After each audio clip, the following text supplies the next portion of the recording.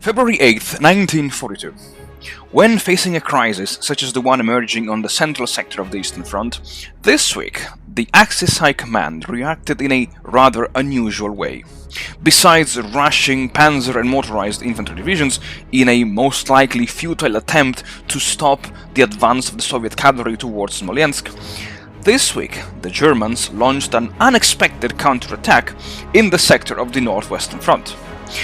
The Soviet 4th Shock Army was taken completely by surprise and even forced to retreat, smashing once and for all the Soviet dreams for a quick advance on Pskov.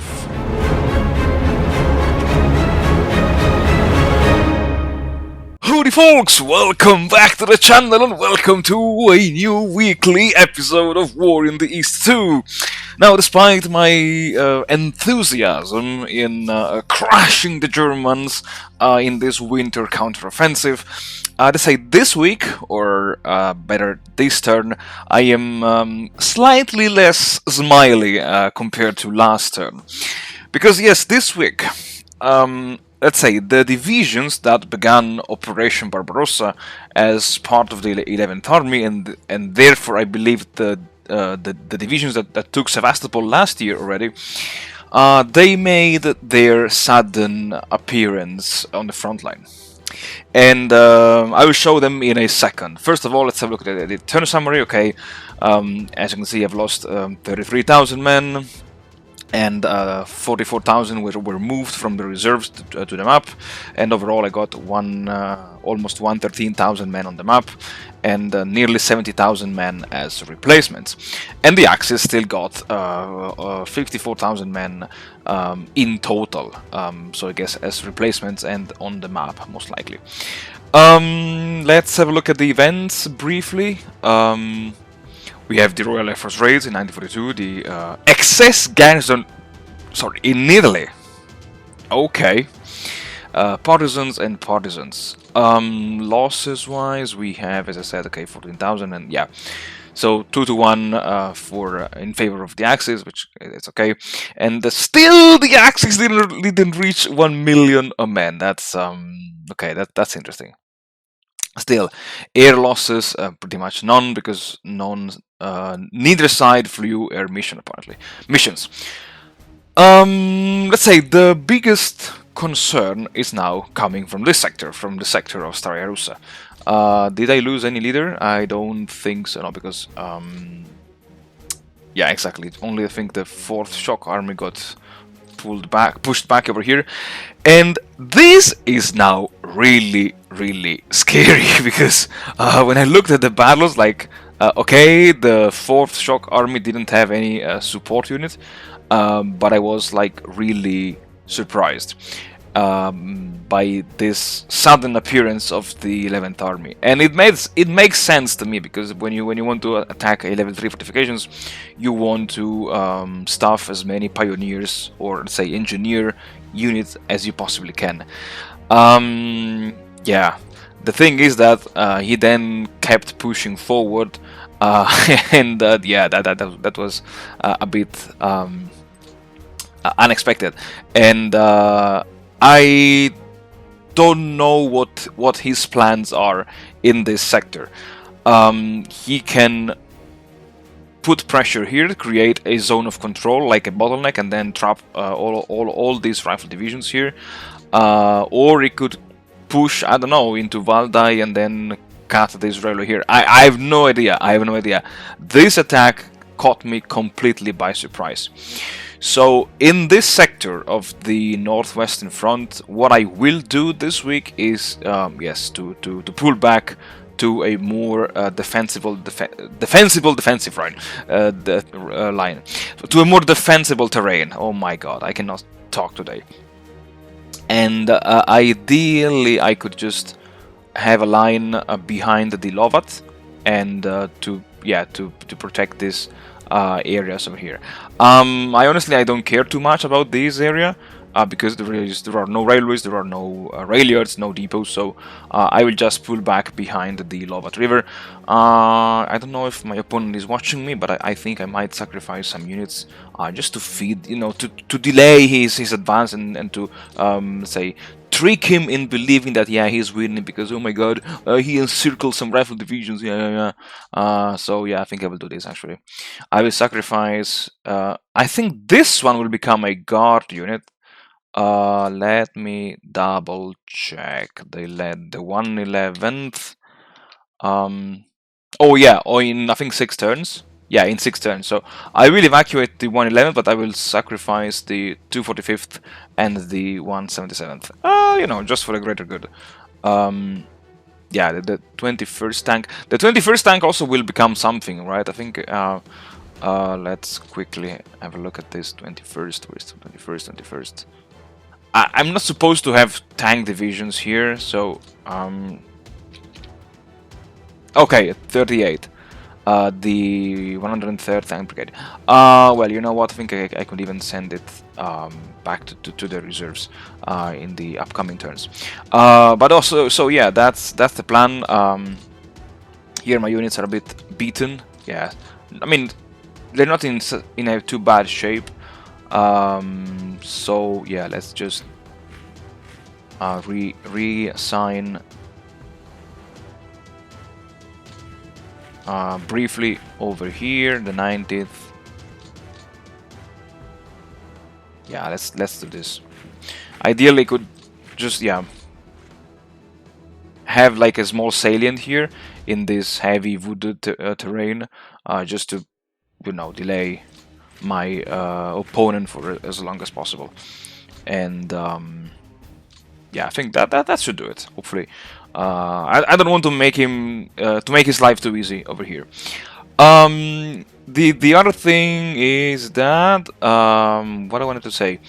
Oh yes, over here. Like I see that he moved some motorized and panzer divisions. Now, I believe he's trying now to exploit. I believe, first of all, he doesn't have enough units to properly screen the entire front line, and he's trying to, I guess, exert zone of control to delay my movement into this area. And I see he's also regimented here. This was the 25th Infantry Division, which is kind of okay, it's okay. But yeah, anyway, I'm not planning to attack over here, but as always, I'm trying to, to go around his defensive line. If I have enough movement points, I could squeeze through these gaps. Otherwise, I think I will do it next turn.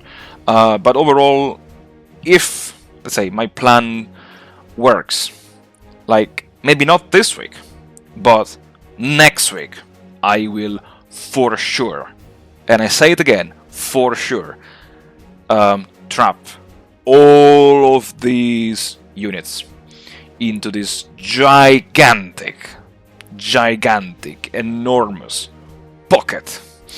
And yeah, the goal of this week is as always to pursue the let's say carry on the advance with the cavalry units. I have finally some reinforcements coming. Some of them will be gone in 5 weeks. I don't really care. I might keep them over here in reserve in case something happens in the Kirov area, but literally everyone has to go and march to the main front line.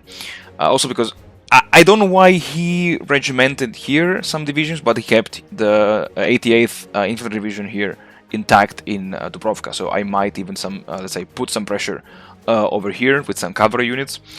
And I have other cavalry units coming from the south, exactly this one here, for instance, and others. No, I think this is the only one, right?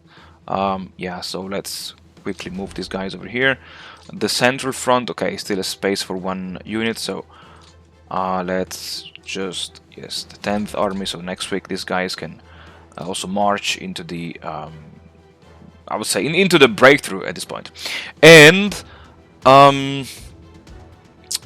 because also here I have some units like the 73rd, which will be gone in 4 weeks, I am not planning to detach them from the Stavka. The idea is to use these units to cover and to flip as many hexes as I possibly can, and only then I will then attach them to the Stavka, and then I will just leave them around and wait until they disband, instead of sending them back to their reserves. The 10th Rifle Division will be gone in 5 turns to the northern front, but anyway, I think I will just keep it over here. Also because I realized I might not have enough troops to cover both flanks of the advance. So I might risk it.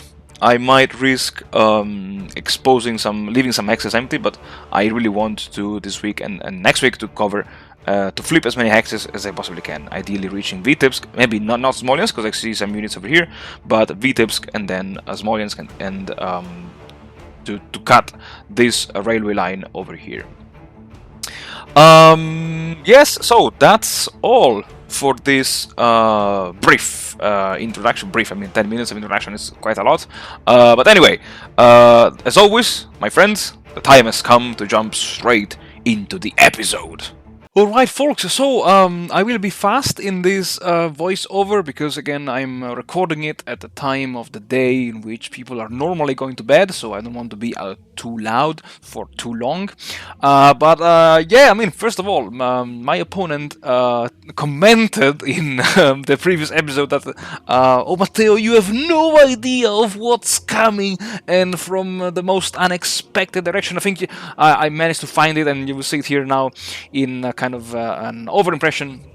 But yes, I mean, really, I was not expecting this counter maneuver. I still don't know why. Like, why this attack? Why not bringing the 11th Army, I don't know, south of Smolensk and using it to smash through the thin line of rifle divisions between, I don't know, the Dubrovka and I think it's Yelnya or Spas-Demiansk, but you know what I'm talking about. But really, this attack is really confusing me because I really cannot figure out any I wouldn't even say tactical, but operational reason behind this offensive of the 11th Army. If you think, and now I don't know, I don't think my opponent will watch the entire video because he doesn't have time. I know for a fact, but I don't know if you, my dear friend, will ever watch this video, please let us know why did you attack me in this sector, because it makes no sense. And let me tell you, if you think that you were trying to force me to divert troops, it will not work. It doesn't work. It will never work. I have enough troops over here. I can easily hold the line. Actually, if I pull back, I will have a shorter line to defend with. So yeah, I don't know. But yeah, and in case it's, say, if you didn't understand yet, my friend, you've lost. Just to give up, please, give up and pull back from Rezhev, pull back from Vyazma, and I'll see you all in Minsk in 1942. Because yeah, you cannot outcompete the Red Cavalry. Come on, my friend, you cannot do it. So and after this like propaganda message, folks, I leave you to the rest of the episode. And well, as always, thanks a lot for supporting the channel. I wish you all the best. Stay safe, stay healthy, and well, I'll see you all again in the next episode.